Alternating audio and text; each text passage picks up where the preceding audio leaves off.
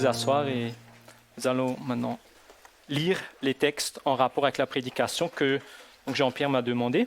Donc, le premier se trouve dans l'Épître aux Hébreux, au chapitre 2, les versets 10 à 18. Hébreux 2, 10 à 18.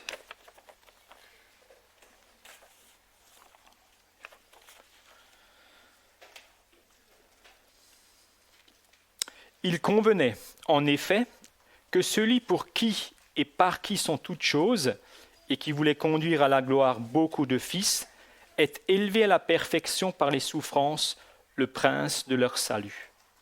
Car celui qui sanctifie et ceux qui sont sanctifiés sont tous issus d'un seul.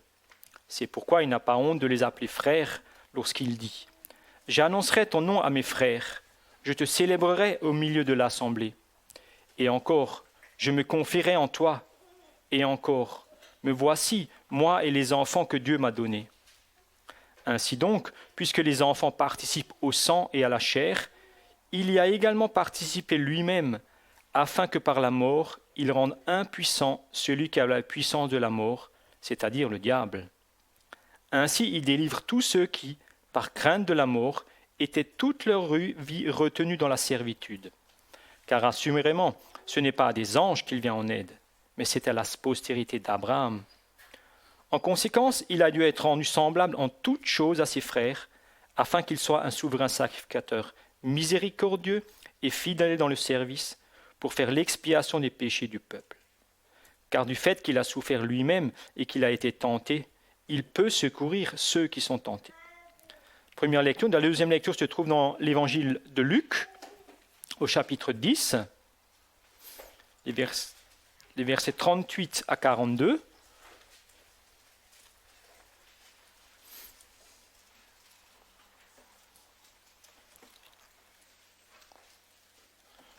Luc 10, 38 à 42.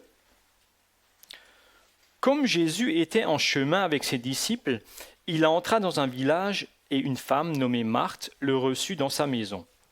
Elle avait une sœur nommée Marie qui s'était assise aux pieds du Seigneur et écoutait la parole. Marthe, occupée à divers soins domestiques, survint et dit « Seigneur, cela ne te fait-il rien que ma sœur me laisse seule pour servir ? Dis-lui donc de m'aider. » Le Seigneur lui répondit « Marthe, Marthe, tu t'inquiètes et tu t'agites pour beaucoup de choses. Une seule chose est nécessaire. Marie a choisi la bonne part, qui ne lui sera point ôtée. » Et maintenant, le texte en rapport avec la prédication, c'est dans l'évangile de Jean, au chapitre 11, la résurrection de Lazare. Texte bien connu, Jean 11, ce seront les 46 premiers versets.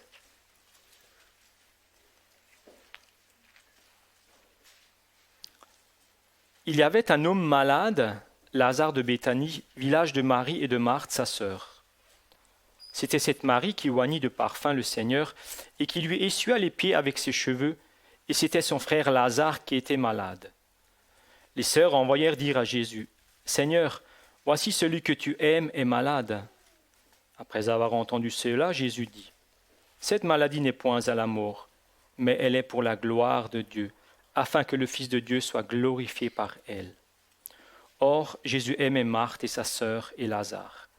Lorsqu'il lui apprit que Lazare était malade, il resta 2 jours encore dans le lieu où il était, et il dit ensuite aux disciples, « Retournons en Judée. » Les disciples dirent, « Rabbi, les Juifs tout récemment cherchaient à te lapider, et toi tu retournes en Judée. » Jésus répondit, « N'y a-t-il pas 12 heures par jour, au jour ?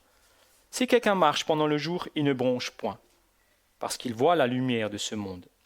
Mais si quelqu'un marche pendant la nuit, il bronche, parce que la lumière n'est pas en lui. » Après ces paroles, il leur dit, « Lazare, notre ami, dort, mais je vais le réveiller. » Les disciples lui dirent, « Seigneur, s'il dort, il sera guéri. » Jésus avait parlé de sa mort, mais ils crurent qu'ils parlèrent de l'assoupissement du sommeil. Alors Jésus leur dit ouvertement, « Lazare est mort. Et à cause de vous, afin que vous croyiez, je me réjouis de ce que je n'étais pas là. Mais allons vers lui. » Sur quoi Thomas, appelé Didyme, dit aux autres disciples, « Allons aussi, afin de mourir avec lui. » Jésus, étant arrivé, trouva que Lazare était déjà depuis 4 jours dans le sépulcre. et comme Béthanie était près de Jérusalem, à 15 stades environ, beaucoup de Juifs étaient venus vers Marthe et Marie, pour les consoler de la mort de leur frère. Lorsque Marthe apprit que Jésus arrivait, elle alla au-devant de lui, tandis que Marie se tenait assise à la maison. Marthe dit à Jésus, « Seigneur, si tu avais été ici, mon frère ne serait pas mort. Mais maintenant même, je sais que tout ce que tu demanderas à Dieu, Dieu te l'accordera. » Jésus lui dit, « Ton frère ressuscitera. » « Je sais, lui répondit Marthe, qu'il ressuscitera à la résurrection, au dernier jour. » Jésus lui dit, « Je suis la résurrection et la vie. Celui qui croit en moi vivra, même s'il meurt. Et quiconque vit et croit en moi ne mourra jamais. Crois-tu cela ?» Elle lui dit, « Oui, Seigneur, je crois que tu es le Christ, le Fils de Dieu qui devait venir dans le monde. » Ayant ainsi parlé, elle s'en alla. Puis elle appela secrètement Marie, sa sœur, et lui dit, « Le Maître est ici et il te demande. » Dès que Marie eut entendu, elle se leva promptement et alla vers lui. Car Jésus n'était pas encore entré dans le village, mais il était dans le lieu où Marthe l'avait rencontré. Les Juifs qui étaient avec Marie dans la maison et qui la consolaient, l'ayant vue se lever promptement et sortir, la suivirent, disant, « Elle va au sépulcre pour y pleurer. » Lorsque Marie fut arrivée là où était Jésus, et qu'elle le vit, elle tomba à ses pieds et lui dit, « Seigneur, si tu avais été ici, mon frère ne serait pas mort. » Jésus, la voyant pleurer, elle et les Juifs qui étaient venus avec elle, frémit en son esprit et fut tout ému. Et il dit, « Où l'avez-vous mis ?» « Seigneur, lui répondirent-ils, « Viens et vois. » Jésus pleura. Sur quoi les Juifs dirent, « Voyez comme il l'aimait. » Et quelques-uns d'entre eux dirent, « Lui qui a ouvert les yeux des aveugles, ne pouvait-il pas faire aussi que cet homme ne meure point ?» Jésus, frémissant de nouveau en lui-même, se rendit au sépulcre. C'était une grotte et une pierre était placée devant. Jésus dit, « ôtez la pierre. » Marthe, la sœur du mort, lui dit, « Seigneur, il sent déjà, car il y a 4 jours qu'il est là. » Jésus dit, « Ne t'ai-je pas dit que si tu crois, tu verras la gloire de Dieu ?» Ils ôtèrent donc la pierre. Et Jésus leva les yeux en haut et dit, « Père, je te rends grâce de ce que tu m'as exaucé. Pour moi, je savais que tu m'exauces toujours, mais j'ai parlé à cause de la foule qui m'entoure, afin qu'ils croient, et que c'est toi qui m'as envoyé. » Ayant dit cela, il cria d'une voix forte, « Lazare, sors !» Et le mort sortit, les pieds et les mains liés de bandes, et le visage enveloppé d'un linge. Jésus leur dit, « Déliez-le et laissez-le aller. » Plusieurs des Juifs qui étaient venus vers Marie et qui virent ce que fit Jésus crurent en lui. Mais quelques-uns d'entre eux allèrent trouver les pharisiens et leur dirent ce que Jésus avait fait. Jusqu'ici, la parole de Dieu, et je laisse la place à notre frère pour la prédication.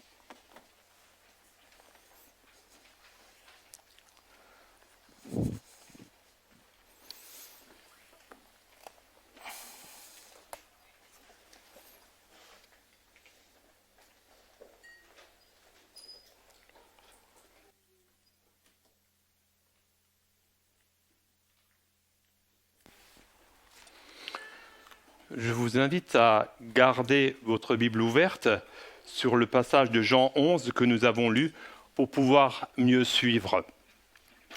Pendant la pandémie, à un moment où un grand nombre de malades étaient à l'hôpital et que les services d'urgence étaient saturés, il y a eu une émission d'information à la télé concernant le Covid. C'est authentique, je ne l'invente pas. Était présent à cette émission le présentateur et un philosophe qui étaient invités. Le présentateur a dit le nombre de personnes qui ont pu sortir des services de réanimation de l'hôpital en disant « Ces personnes ont été sauvées de la mort ». Sur quoi le philosophe a pris la parole et a dit « C'est une bonne chose, mais ces personnes n'ont pas été sauvées de la mort. Ce n'est qu'un sursis. La mort, pour ces personnes, est remise à plus tard. Ce n'est pas parce qu'on est guéri du Covid qu'on est sauvé de la mort, puisque nous devons tous mourir. » Je ne pense pas que ce philosophe était chrétien, mais sa réflexion était tout à fait juste. La guérison d'une maladie ne dure que jusqu'à la mort. Nous allons tous mourir un jour.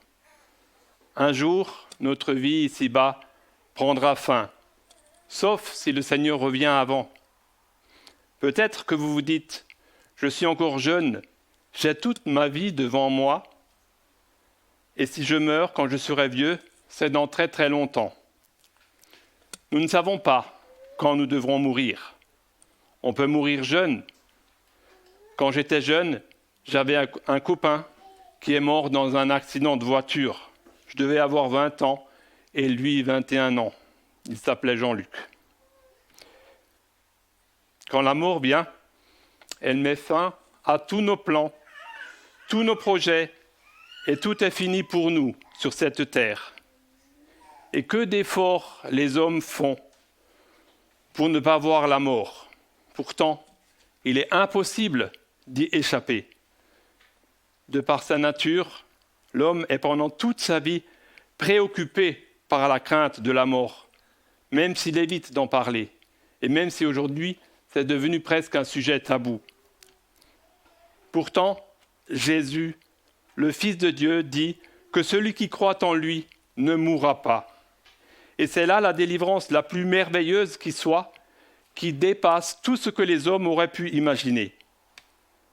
Le titre de la prédication de ce matin est « Jésus, vainqueur de la mort ». Jésus, vainqueur de la mort. Je vous annonce le plan. Nous aurons un premier point. Jésus apprend la mort de Lazare. Le deuxième point, c'est Jésus fait une promesse.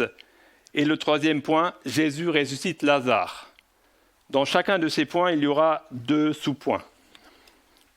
Il y a des plans qui sont à votre disposition là-bas. Pour ceux qui le souhaitent, ça peut vous aider à suivre. N'hésitez pas à en prendre. Premier point. Jésus apprend la mort de Lazare. Premier sous-point, on peut dire grand A. Le message des 2 sœurs, versets 1 à 4. Lazare, du village de Béthanie, était malade. C'était le frère de Marie et de Marthe. Ces femmes avaient l'habitude d'héberger le Seigneur Jésus, comme on peut le voir dans le texte de l'évangile de Luc que Pierre nous a lu. Comme Luc nous dit que Jésus aimait Marthe et Marie, cela nous montre qu'il les connaissait bien, et on peut penser qu'il n'est pas allé chez eux seulement une fois, quand il passait dans la région lors de son ministère. Verset 2, nous suivons l'ordre du texte pendant toute la prédication. C'est Marie, la sœur de Marthe et de Lazare, qui pendant un repas, 6 jours avant la Pâque, donc quelques jours après l'événement que nous avons lu, après la résurrection de Lazare, et quelques jours avant la mort de Jésus, Marie a répandu un parfum très cher sur les pieds de Jésus et les a essuyés avec ses cheveux. C'est ce que Jean nous rapporte au début du chapitre 12 de son évangile. C'est le chapitre suivant. Jean parle d'un événement au moment où il l'écrit. Dans ce texte, Jean parle d'un événement qui va se passer après la résurrection de Lazare. Il parle au passé car au moment où il l'écrit, plus tard, l'événement a déjà eu lieu. Marthe et Marie ont envoyé un messager vers Jésus pour lui dire que Lazare, que Jésus aime, est malade. Par ce message simple, les 2 sœurs demandent au Seigneur de leur venir en aide. Elles demandent à Jésus d'intervenir. Elles lui ont envoyé ce message pour qu'il vienne et guérisse Lazare, car pendant son ministère, Jésus guérissait les malades. C'est une prière qu'elles lui adressent. Nous pouvons présenter à Dieu les difficultés et les épreuves qui nous préoccupent, en lui faisant confiance pour qu'il nous aide. Dieu secourt celui qu'il aime et il répond à celui qui le prie. Parfois, Dieu nous fait patienter pour notre bien et il répond plus tard.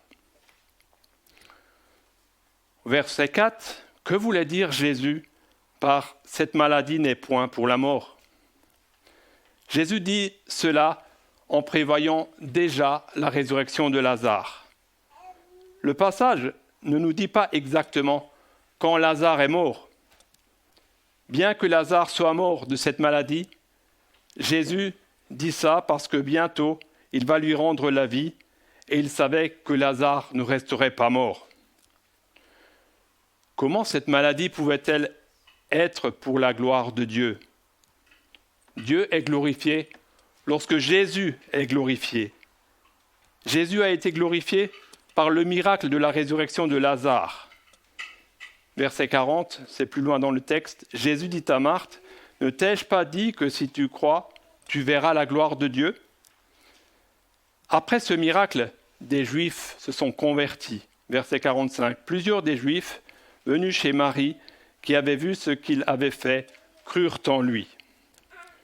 Aussi les chefs religieux juifs vont se hâter de condamner Jésus à cause de la résurrection de Lazare.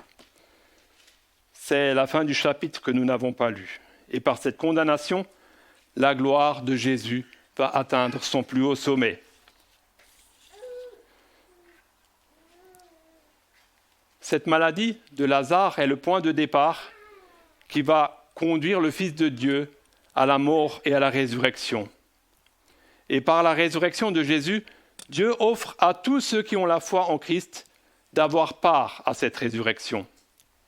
Deuxième sous-point de la première partie, ou grand B, Jésus retarde son départ de 2 jours.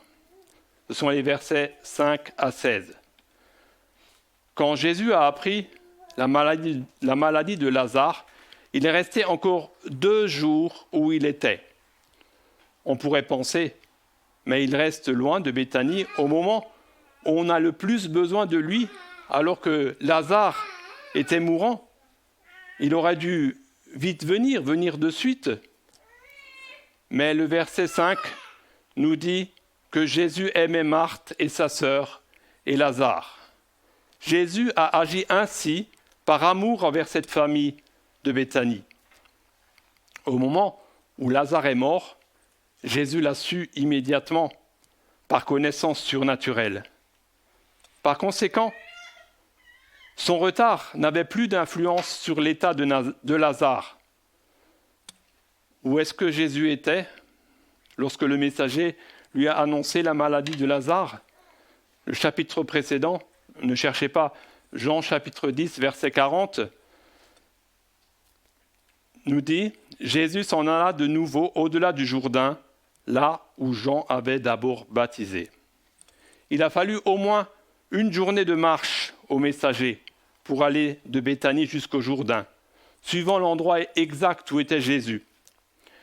Et après les 2 jours pendant lesquels Jésus est encore resté où il était, il fallait au moins 1 jour de marche à Jésus pour venir à Béthanie, ce qui fait 4 jours en tout. Il se peut que Lazare est mort peu après le départ du messager. Ce délai de 4 jours allait prouver à tout le monde que Lazare était réellement mort, et personne ne pouvait interpréter son retour à la vie autrement que par un miracle évident de Jésus. Ce miracle éclatant de la résurrection de Lazare allait fortifier la foi des disciples, ainsi que celle de Marthe et de Marie, allait susciter la foi des amis de Lazare et aussi rendra inexcusable l'endurcissement de ceux qui refusent de croire.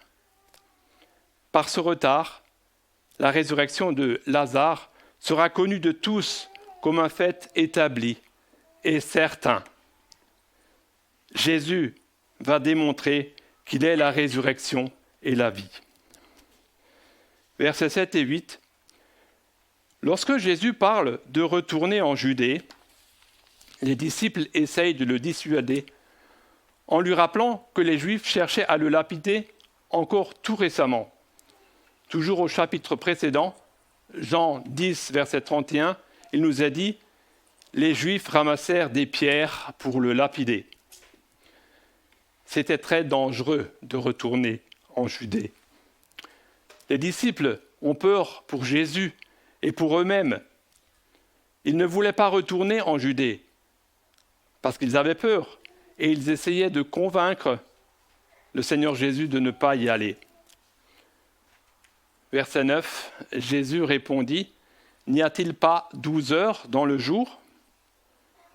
Cette réponse de Jésus à ses disciples peut nous paraître surprenante. Pourquoi Jésus parle-t-il de 12 heures dans une journée ? Les Juifs, tout comme les Romains, divisaient la période d'une journée pendant laquelle il faisait clair en 12 parties égales. Et chacune de ces parties constituait 1 heure. 1 heure n'était pas 60 minutes comme aujourd'hui, mais comme une journée est plus ou moins longue suivant les saisons, la période de temps qu'on appelait 1 heure variait selon les moments de l'année. 1 heure était plus longue en été qu'en hiver. Les gens faisaient leur travail pendant ces 12 heures de clarté, car quand la nuit venait, toute occupation cessait, car il faisait noir et il n'y avait pas d'éclairage, il n'y a pas d'électricité comme aujourd'hui. Quand la nuit venait, on ne pouvait plus travailler. Celui qui marche le jour voit clair, il ne tombe pas. Mais celui qui marche la nuit trébuche parce qu'il fait noir. Les heures de jour nous sont données pour que nous les utilisions de la bonne manière.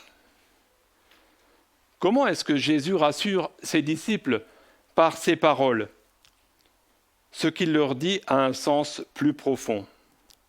Tant qu'il marche à la lumière de son Père, en accomplissant sa volonté, la volonté de son Père, il est en sécurité.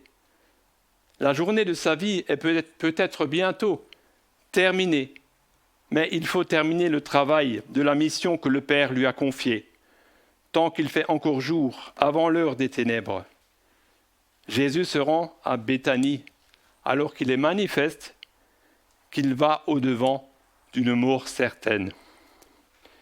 Et comme il a demandé aux disciples de l'accompagner, cette parole s'applique aussi à eux. Jésus est la lumière du monde.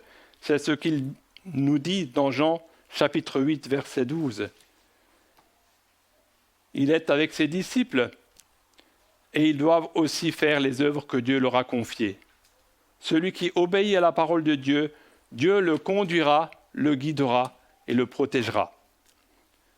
Versets 11 à 13, quand Jésus dit « Lazare, notre ami, s'est endormi et je vais le réveiller », il a dit cela dans un sens métaphorique, dans un sens symbolique, alors que les disciples ont compris cela au sens littéral.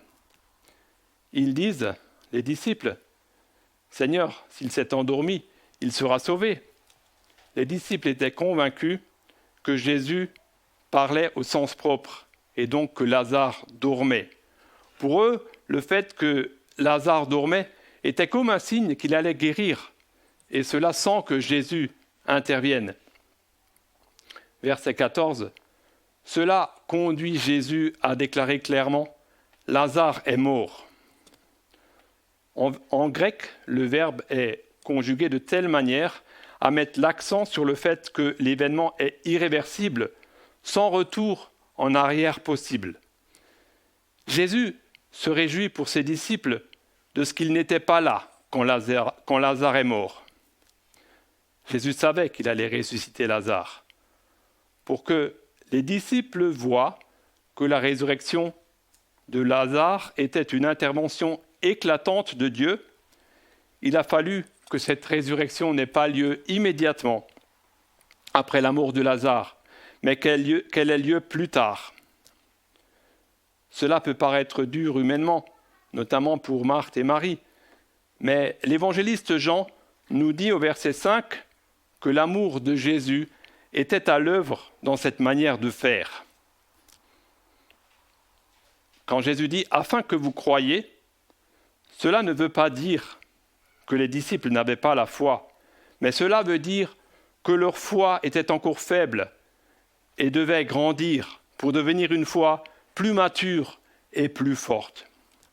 Le Seigneur avait en vue l'édification spirituelle des 12. Voyez combien le Seigneur prend un tendre soin des siens, même s'ils ne le comprennent pas sur le moment. et il prendra aussi soin de vous aussi, si vous avez placé votre foi en lui. Verset 16, quand Thomas dit « Allons, nous aussi, afin de mourir avec lui », cela nous fait comprendre que les disciples ne voulaient pas d'abord aller en Judée, parce qu'ils savaient combien c'était dangereux. Cette réponse de Thomas est une parole de résignation plutôt qu'une parole de courage. Mais Thomas accepte de mourir avec le Christ, s'il le fallait. Nous en arrivons au deuxième point. Jésus fait une promesse. Premier sous-point, ou grand A, l'arrivée de Jésus à Béthanie et sa conversation avec Marthe, versets 17 à 24. Verset 17. Jésus et les disciples arrivent près de Béthanie. La scène suivante de ce drame bouleversant se passe là, près de Béthanie. C'est la conversation entre Jésus et Marthe. Cette partie du récit nous enseigne particulièrement sur des vérités spirituelles profondes. À son arrivée, Jésus était resté juste en dehors du village. Regardez verset 30. Jésus n'était pas encore entré dans le village. On lui fait savoir que Lazare était depuis 4 jours dans le tombeau. Cela ne veut pas dire que Jésus ne le savait pas. Quelle est l'importance de ces 4 jours ? À l'époque, il y avait une croyance chez les Juifs que l'âme restait pendant 3 jours près du corps dans l'espoir de pouvoir y retourner. Ce n'était pas une croyance biblique. Après ces 3 jours, tout espoir de retour à la vie était abandonné. De plus, comme la Palestine était un pays chaud, la décomposition du corps avait largement commencé. Verset 18, Béthanie était près de Jérusalem. 15 stades représentent à peu près 3 kilomètres. Beaucoup de personnes étaient venues à pied de Jérusalem et étaient là pour consoler Marthe et Marie. Verset 19. Dans les jours qui suivaient le décès d'un proche, c'était un devoir prioritaire chez les Juifs de rendre visite aux personnes en deuil et de les consoler. La première semaine après l'enterrement était centrée sur le deuil dans la maison de la personne qui est morte. La famille du défunt restait assise dans la maison pour recevoir les visites des amis. Verset 20.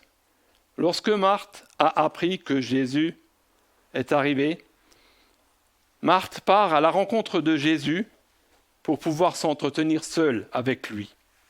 Elle regrette qu'il n'avait pas été là. « Seigneur, si tu avais été ici, mon frère ne serait pas mort. » Mais au regret de Marthe se mêle une vague espérance que Jésus, qui aurait pu guérir son frère, pourrait aussi le ressusciter, comme il l'avait fait pour le fils de la veuve de Naïn et la fille de Jaïrus. Le chagrin d'avoir perdu Lazare pour la vie sur cette terre et le désir de le retrouver pour la vie terrestre remplissent seul l'âme de Marthe. Nous reconnaissons Marthe telle que Luc l'a décrite dans son évangile. La même personne inquiète, occupée par tant de choses et expressive. Elle était sincèrement attachée à Jésus, mais encore peu détachée des choses de la terre. Jésus lui fait intentionnellement une réponse moins précise qu'elle ne l'aurait voulu.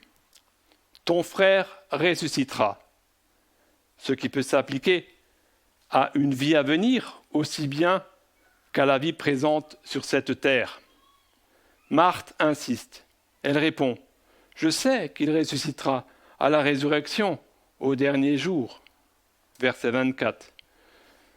Marthe limite les paroles du Seigneur. C'est comme si elle disait « Bien sûr qu'il y aura une résurrection, un jour lointain, et alors mon frère ressuscitera avec les autres. » Dans son esprit, elle a rendu la promesse que le Seigneur vient de lui faire très lointaine, à la résurrection, au dernier jour. Elle pensait que ce sera dans très longtemps, et de ce fait, elle n'a eu aucun réconfort de cette promesse. C'est comme si vous êtes dans la nature, vous avez des jumelles, vous voyez une maison au loin sur une colline, vous prenez vos jumelles pour voir cette maison de plus près, et vous regardez dans les jumelles du mauvais côté. Et ce que vous vouliez voir paraît tellement loin, beaucoup plus loin qu'en réalité, de telle sorte que vous ne voyez même plus la maison.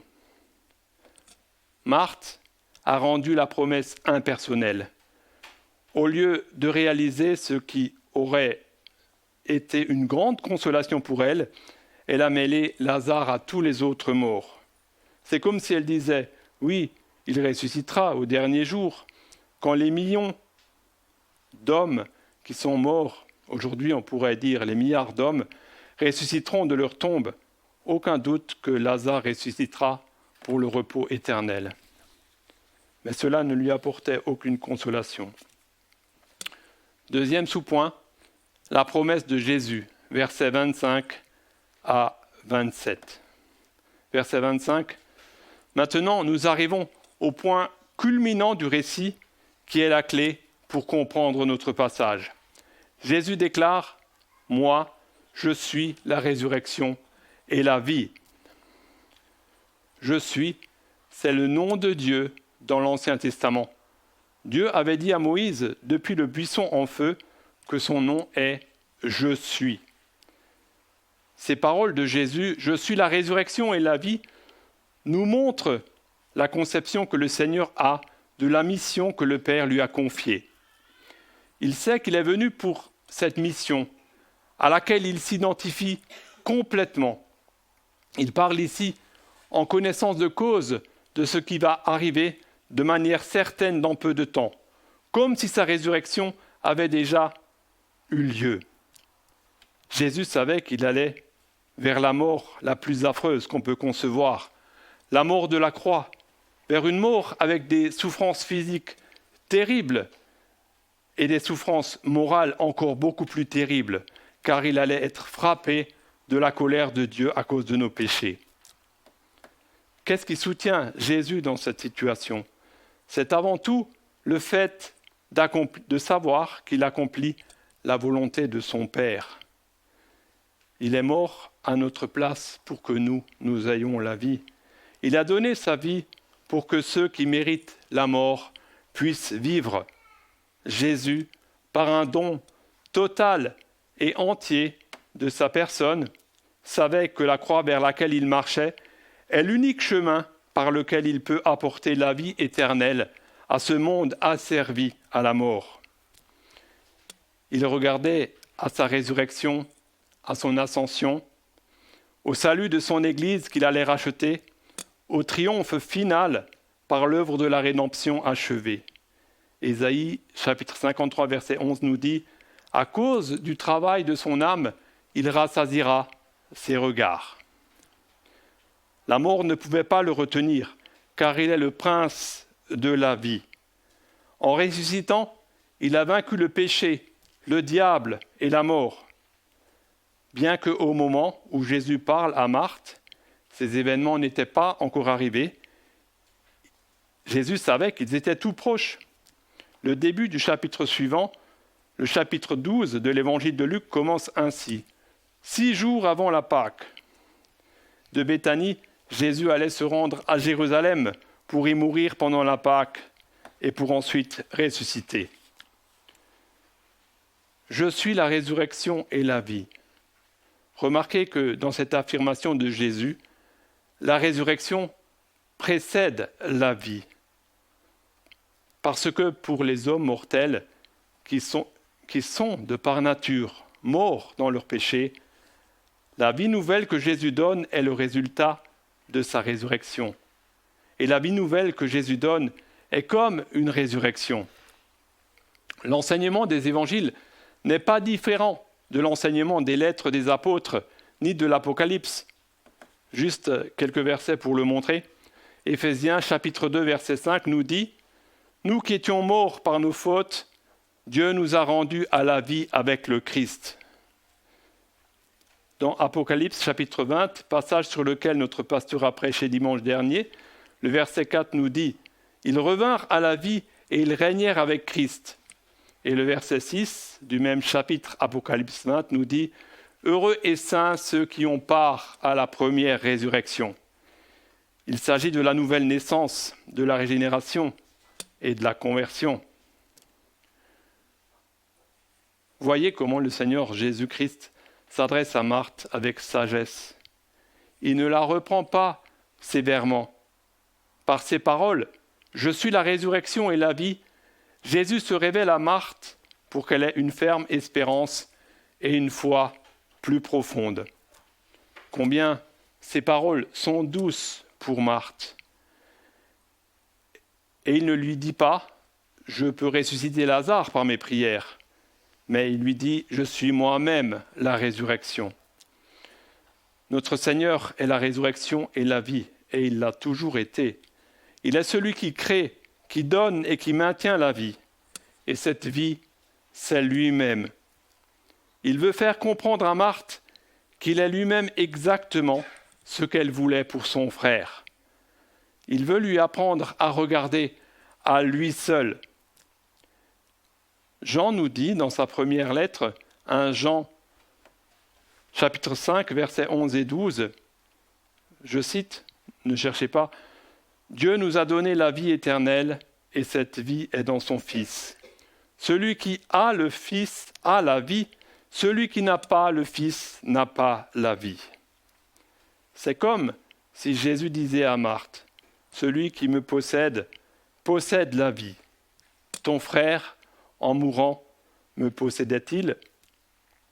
Sois tranquille pour lui. Il est vivant, même s'il est mort. Me possèdes-tu, toi qui vis ? Ne crains pas. Tu ne peux pas mourir, même en mourant.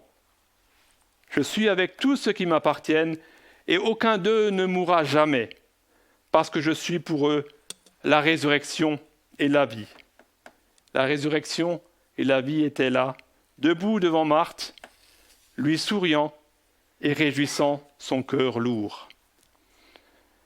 Elle avait pensé à ce que Jésus aurait fait s'il avait été là auparavant, que son frère ne serait pas mort. Maintenant, le Seigneur lui révèle ce qu'il est. Marthe a dû être saisie par ces paroles de Jésus. La suite du verset, « Celui qui croit en moi vivra, quand même il serait mort. » Le Seigneur dit que ceux qui sont morts et qui croyaient en lui vivent. Ceux qui croient en Christ passent par la mort physique, mais ils vivent. Leur corps est dans la tombe et est retourné à la poussière jusqu'au jour de la résurrection des corps, mais leur âme est pour toujours avec le Seigneur, déjà maintenant. Pour celui qui croit en Christ, la mort n'est qu'un passage pour aller au ciel. Pour celui qui meurt en Jésus, c'est l'entrée dans la maison du Père. C'est le ciel qui s'ouvre, c'est le commencement de la gloire. Si nous sommes en Christ, nous n'avons pas à avoir peur de la mort, car Christ a pardonné nos péchés. Il n'y a plus aucune condamnation pour ceux qui sont en Jésus-Christ. Romains chapitre 8, verset 1. Tous les croyants qui sont morts dans toutes les générations précédentes vivent dans la présence du Seigneur dans le ciel. C'est la consolation que Jésus offre à Marthe dans la mort de son frère Lazare. Et c'est une consolation bien plus précieuse que celle qu'il va lui donner en appelant Lazare à sortir du tombeau. Car si Jésus a ressuscité Lazare pour le rendre à Marthe, ce n'est que pour un temps court, car Lazare devait à nouveau plus tard passer par la mort. Verset 26, « Et quiconque vit et croit en moi ne mourra jamais. » Celui qui croit en Christ mourra quant à ce corps mortel, quant à l'apparence, comme Lazare. En réalité, il ne peut pas mourir parce qu'il a la vie de Christ en lui-même. Jésus ne parle pas dans ce passage de ce qui tient à notre corps, aux hommes et à l'apparence. il ne parle que de ce qui est absolu et éternel. Marthe croit, elle ne mourra jamais. Et si vous avez la foi au Christ, vous ne mourrez jamais. Si la mort physique approche, ce n'est que la porte d'une vie nouvelle vers la gloire. Pour le chrétien, la mort physique n'est plus à craindre. Elle n'est qu'un passage vers l'autre vie pour passer l'éternité auprès du Seigneur. Le jour de la mort, l'âme du chrétien va immédiatement au ciel. Jésus a dit au brigand repentant qui allait mourir, « Aujourd'hui, tu seras avec moi dans le paradis. » L'apôtre Paul a écrit aux Philippiens, « J'ai le désir de m'en aller vers Christ, ce qui est de beaucoup le meilleur. » Philippiens chapitre 1, verset 23. Paul a réalisé tout simplement ce que signifie cette parole, « Celui qui croit en moi ne mourra jamais. » Jésus-Christ a réduit la mort à l'impuissance, car il l'a vaincue. 2 Timothée chapitre 1, verset 10, je cite, « Jésus-Christ, notre Sauveur, a réduit la mort à l'impuissance et a mis en lumière la vie et l'immortalité par l'Évangile. » Quelle grâce nous avons en Christ! Nous avons la vie éternelle et nous vivrons éternellement au ciel dans un bonheur parfait et sans fin. Il y a une différence essentielle entre le décès de la personne qui croit en Christ et le décès d'une personne qui ne croit pas en Christ.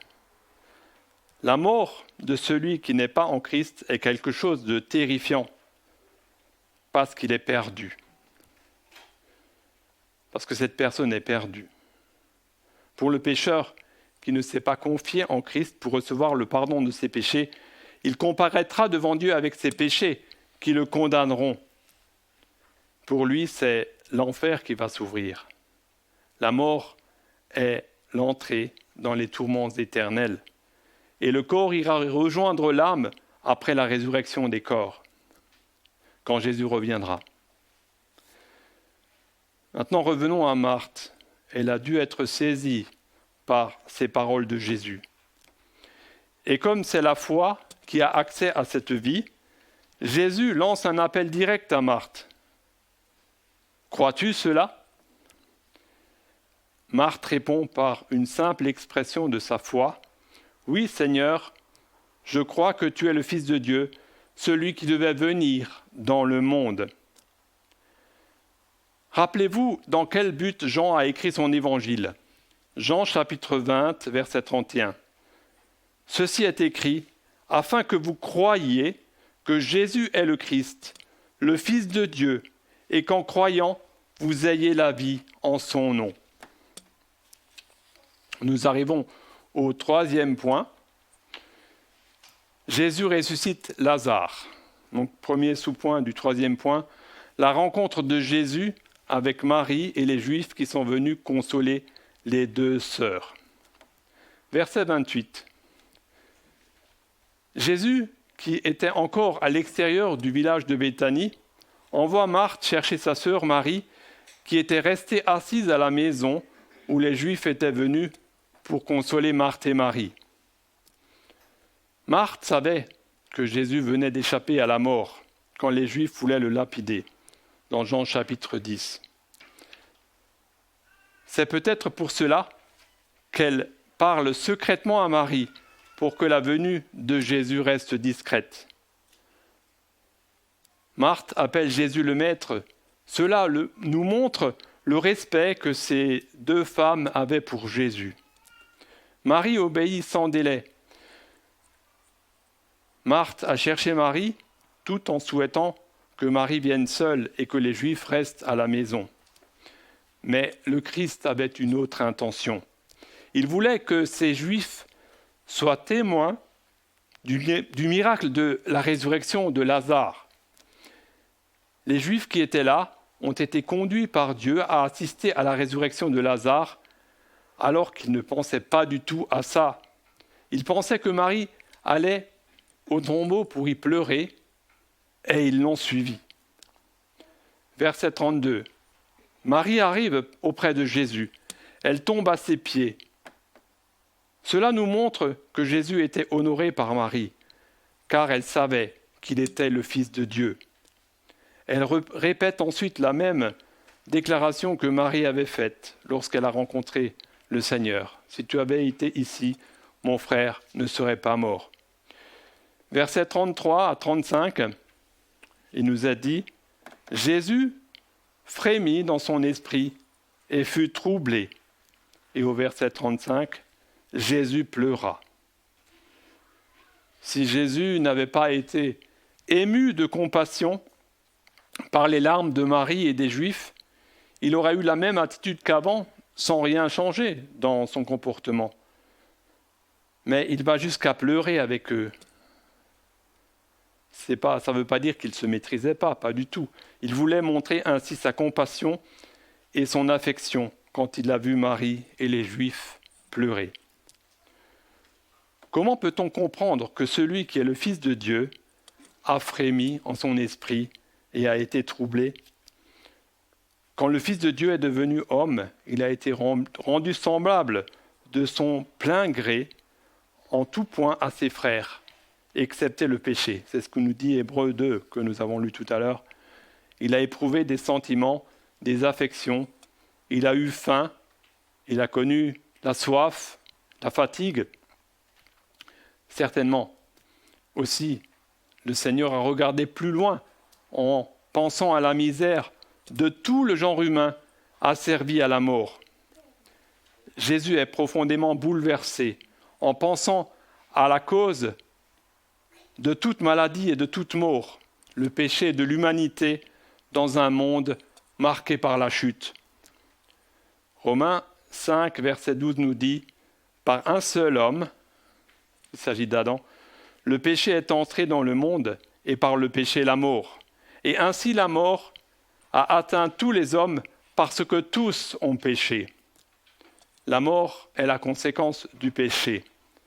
Jésus savait bien que son Père lui avait ordonné, et le but pour lequel il avait été envoyé dans le monde, c'est pour nous délivrer de la mort.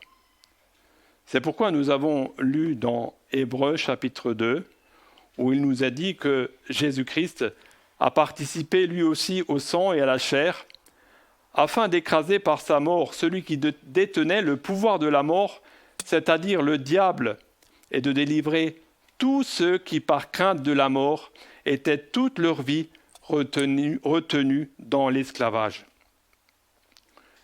Comme il a fait cela par l'œuvre du salut qu'il a accompli pour nous, il a aussi voulu montrer qu'il l'accomplissait de tout son cœur.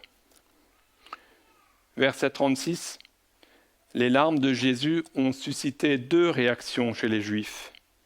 Les uns disaient « Voyez comme il l'aimait », bien que les larmes de Jésus n'étaient pas des larmes de désespoir devant la tombe comme les leurs. Les autres, à qui les miracles de Jésus n'étaient pas inconnus, en particulier le miracle de la guérison de l'aveugle-né de Jérusalem, ont dit « Ne pouvait-il pas empêcher Lazare de mourir ?» La manière dont leur question est tournée montre leur incrédulité profonde. Ils doutent du pouvoir de Jésus, ou bien ils doutent de son amour, en pensant qu'il aurait pu guérir Lazare, et il ne l'a pas fait. Jésus, lui, voulait déjà ressusciter Lazare avant de partir pour la Judée, et il savait qu'il allait le faire. Il n'y a été contraint par aucune circonstance extérieure, il l'a fait librement.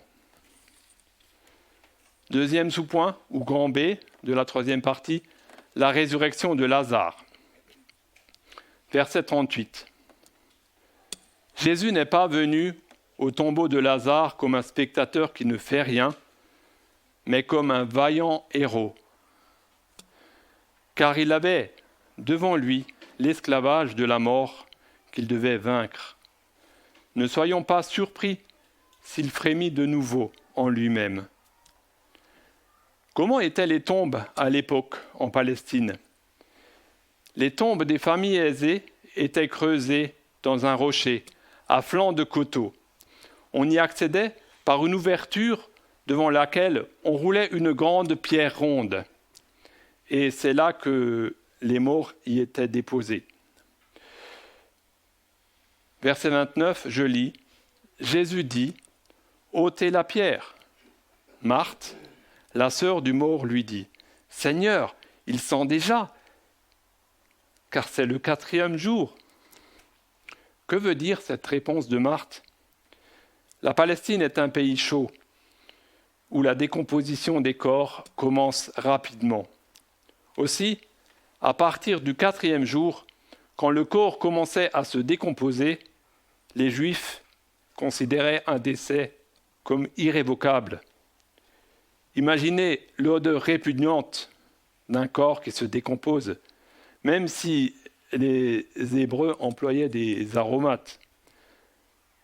Marthe doute des paroles du Seigneur. Elle manque de confiance. Elle pense qu'il n'y a plus aucun espoir, car tout semble s'écrier « Il est trop tard maintenant ». Pourtant, elle avait dit à Jésus « Mais maintenant même, je sais que tout ce que tu demanderas à Dieu, Dieu te le donnera. » Verset 22. Et quand Jésus veut lui donner ce qu'elle demandait, elle manque de confiance en lui. Verset 40, Jésus reprend Marthe. C'était aux disciples, verset 4, que Jésus avait parlé de la gloire de Dieu. Mais cette notion de la gloire de Dieu était implicite dans ce que Jésus avait dit à Marthe. Verset 41, quand la pierre avait été roulée, Jésus lève les yeux en haut et prie son Père. Il commence sa prière en rendant grâce à Dieu, c'est-à-dire qu'il remercie son Père. L'action de grâce fait partie de la relation normale de Jésus avec son Père.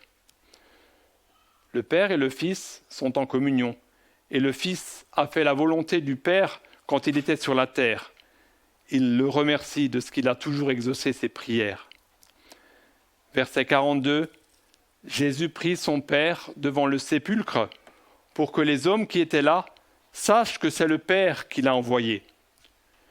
Pour qu'ils voient que ce miracle était une intervention de Dieu, et cela pour qu'ils aient la foi, pour qu'ils croient que c'est Dieu qui l'a envoyé, lui, Jésus. Verset 43, Jésus cria d'une voix forte, « Lazare, sors !» Il lui ordonne d'une voix forte de sortir du sépulcre. Et Lazare, qui était mort, est revenu à la vie. Il est sorti vivant du tombeau. Jésus a rendu la vie à Lazare par sa seule parole, sans même le toucher. C'est aussi par sa seule parole que le Fils donne la vie à ceux qui sont morts spirituellement. Par la résurrection de Lazare, Jésus a montré un signe visible de sa grâce. Jésus fait passer les pécheurs de la mort à la vie pour qu'ils croient en lui.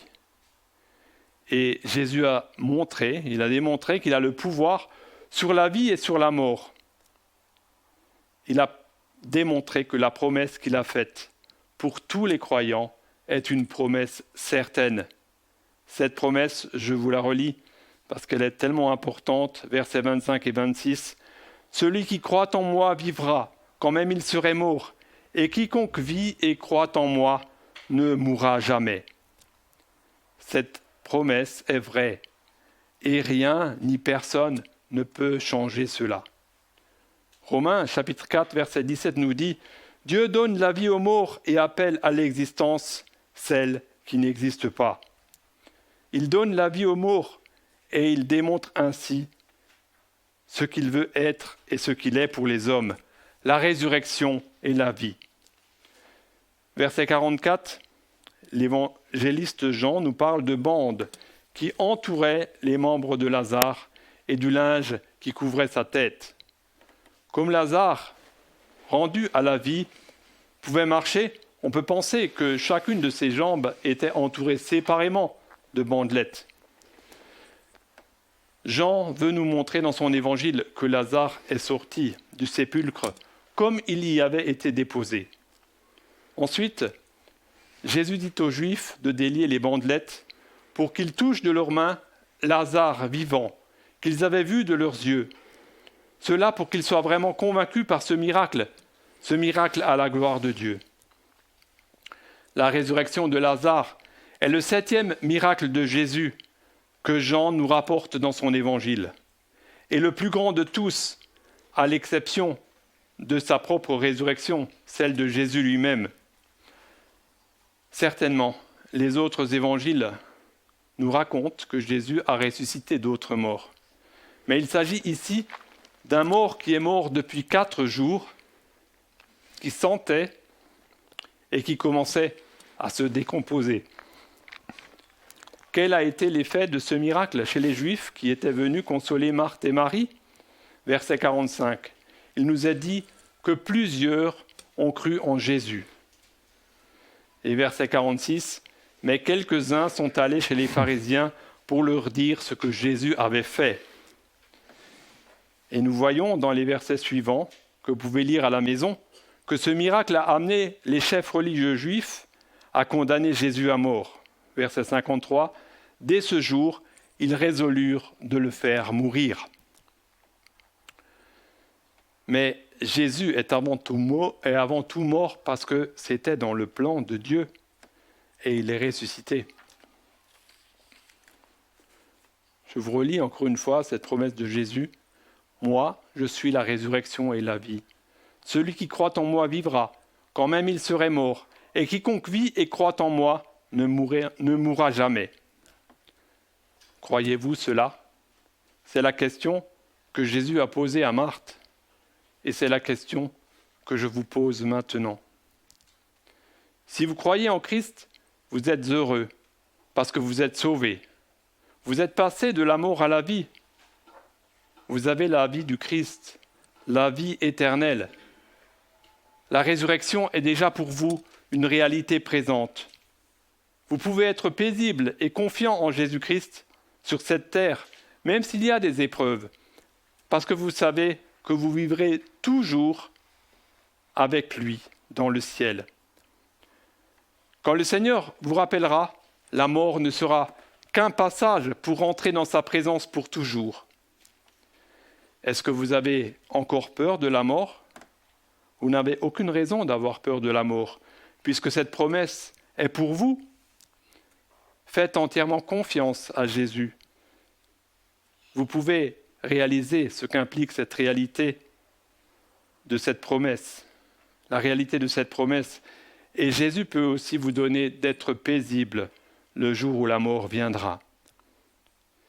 Mais si vous ne croyez pas cela, ce que Jésus a dit, si vous ne croyez pas en Christ, vous êtes perdus. Ne restez pas dans cette situation. Rappelez-vous pourquoi Jean a écrit son évangile. Mais ceci est écrit afin que vous croyiez que Jésus est le Christ, le Fils de Dieu, et qu'en croyant, vous ayez la vie en son nom.